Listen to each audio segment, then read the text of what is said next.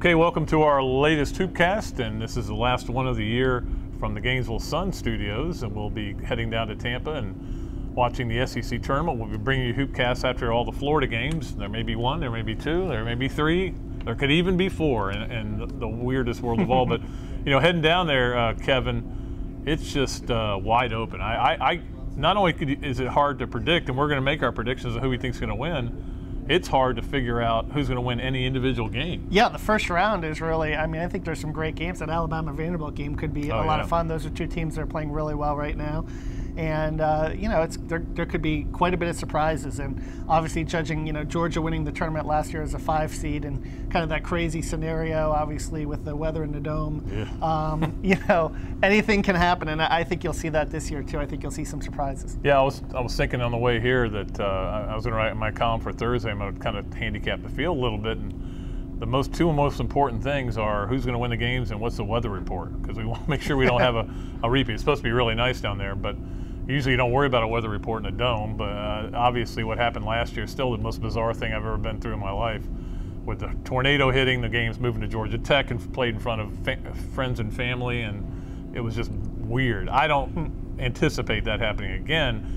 But let's start out by talking about Florida. The Gators coming off the win over Kentucky. They played defense that I didn't think they were capable of playing. Certainly Kentucky helped because they only have 2 players that can really score, and you know, they get the big win. So they've got a little momentum going in. Not a lot, but a little bit of momentum. You know, and I thought they did a pretty good job with the box and one and changing up defenses and really guarding the 3-point line, which had really victimized them. You know, holding, you know, Kentucky to 2 of 11 and making sure that Meeks really didn't get off except for, you know, maybe those 2 threes in transition. And, you know, Billy has been a big proponent of that over the years. And if they can kind of do that a little bit and limit, and it'll be interesting to see if maybe even the defensive approach changes a little bit and you get a little bit more, you know, you get out there a little bit more on the perimeter and, you know, make teams beat you with 2s rather than beat you with 3s. You know, the thing I noticed mostly about that game was the way when Meeks would run through the baseline on screens, guys were really conscious of where he was. And I kept thinking, why haven't you been doing that all year? Yeah. Be conscious of where the guy is coming behind you, not just worry about the guy in front of you. But they did a great job of it in that game. So we'll see if they can keep that up. Of course, they play Arkansas in the first game. They beat Arkansas early in the year. Really irrelevant because the game was here. It was early in the season.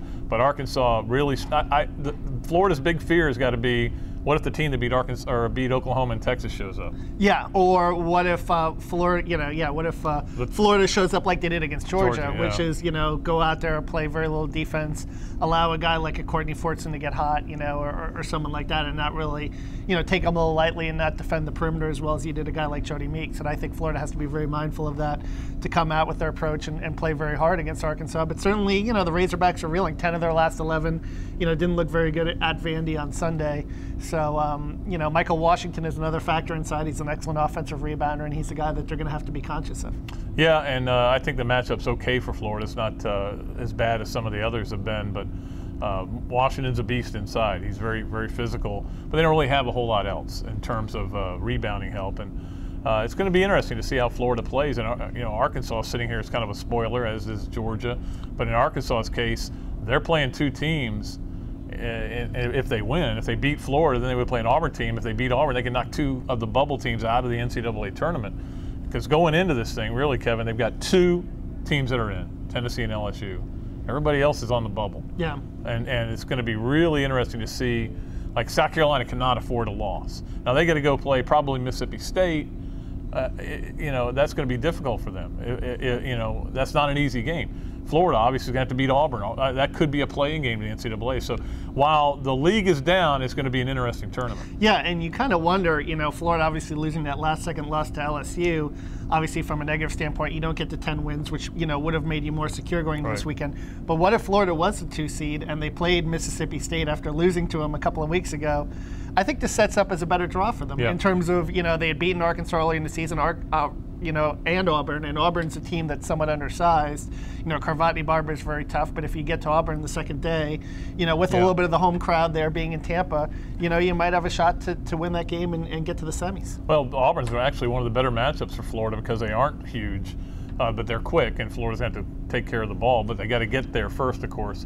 But let's just talk a little bit about who you think is going to win the tournament, Kevin. I mean, obviously, LSU will be the favorite because they won the league, but they're coming off a couple of losses in a row. I, last week on this very Hoopcast, said, I'm picking Tennessee now. Then they go lose to Alabama. I'm not so sure. I guess I shouldn't have made that pick. I may back off that. But who do you like to win this whole thing? You know, I do like LSU, but I like Florida making a run and getting to the finals because I really think that Tennessee, which has never played well in the SEC tournament under Bruce Pearl, for as good as they've been against Florida during the years, I think they could be upset by Alabama, especially if Alabama gets there in the second round. I think Alabama could beat them twice in a week and get back there because I think Alabama presents a tough matchup for them inside, and I think Florida, with the home crowd, could beat Auburn and could beat Alabama and make a little run to the finals. So well, they're kind of my dark horse, but I don't think they'll have enough left to beat LSU. Yeah, and Tennessee, the funny thing about them is I think they feed off energy, whether it's home energy or opponent's energy. You know, in fact, one of their losses was at Auburn, right? They lost at Auburn, where there is no energy because there's like 4,000 people in the stands. I think that could be one reason why they struggle. And, you know, like you said, Bruce Pearl's never had any success in this tournament, and this is the worst team he's brought to it. So I'm backing off Tennessee, okay? And I don't want Tennessee anymore. But it'll be interesting to see, like, for example, Mississippi State's playing well now. Alabama's playing. Vanderbilt's playing great basketball lately. How much of that momentum translates, because you're taking that momentum and you're shipping it down to Tampa, and you're obviously got a little more of a break than usual before you start playing. So I'm gonna, boy, it's a hard pick. I'm gonna stay with Tennessee. Okay, I'm gonna stay with them just because I picked them last week and I picked them on the radio, and so I'm gonna stay with them. But when I write my column, I may change my mind. It is just that wide open. I mean, totally wide open. I would say my 1B would be if Auburn beats Florida on Friday night, I could see Auburn going all the way and even beating LSU because they'll have the rest. And I think that they're playing very well right now and they're playing very hot. But I have the strange feeling that Florida's going to, you know, if they get to that game Friday night, I have a strange feeling the 9:45 tip on Friday as opposed to Thursday, you're going to have more fans there, more people there. I think Florida will be able to feed off that energy a little bit and pull off the win in what will definitely be a must-win game for them in terms of NCAA tournament hopes. Plenty of tickets are available, by the way, because not only is Florida's not sold, I think Kentucky's the only school that's sold out its allotment. And from what I hear from my friends down in Tampa, the ticket sales didn't go real well down there either. So it's going to be, you'll be able to get tickets. I wouldn't worry too much about that. But again, this is partly the economy, partly it's not the usual thing where you have Georgia Dome, you know it's going to be and a big part of it, Kevin, and this is one reason why I don't understand why they put it in Tampa. They should have left it in Atlanta. Atlanta's easy to get to for everybody.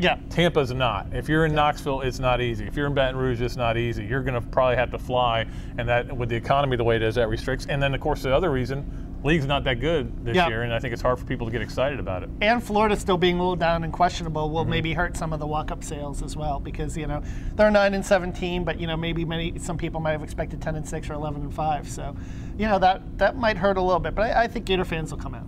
The last question for you, Kevin, is there another Georgia out there, a team that nobody gives any chance of winning, and then somehow wins 4 games and wins the tournament? I think Alabama or Vanderbilt. I think the winner of that game could be that team. Yeah, I think that'll be a key. One of those two teams could be that team. Well, Vandy with Ogilvie healthy is a different team, and he's playing a lot better. But you know, they're still a home team. You know, and they beat LSU, but LSU had already clinched the division or clinched the SEC. And that's the thing. You have no idea. Does LSU play hard after clinching? Did Tennessee play hard after clinching a tie for the East?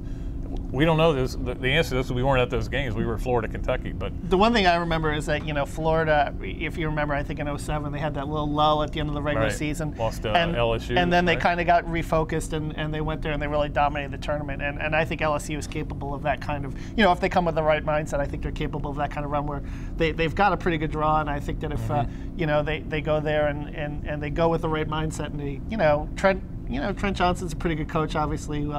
Was named Coach of the Year today. So see, I knew they would do that, but I think it should have been Lebo. Lebo's done a great job too. Lebo's had to coach in front of no fans all year. So, well, anyway, we'll see what happens. Make sure you click on to Gatorsports.com all through the week, because we'll be covering the heck out of the tournament, blogs and notes and gamers on every game, and I'll be down there the whole week, even if Florida loses. So you'll have plenty of opportunity to read all about the SEC tournament.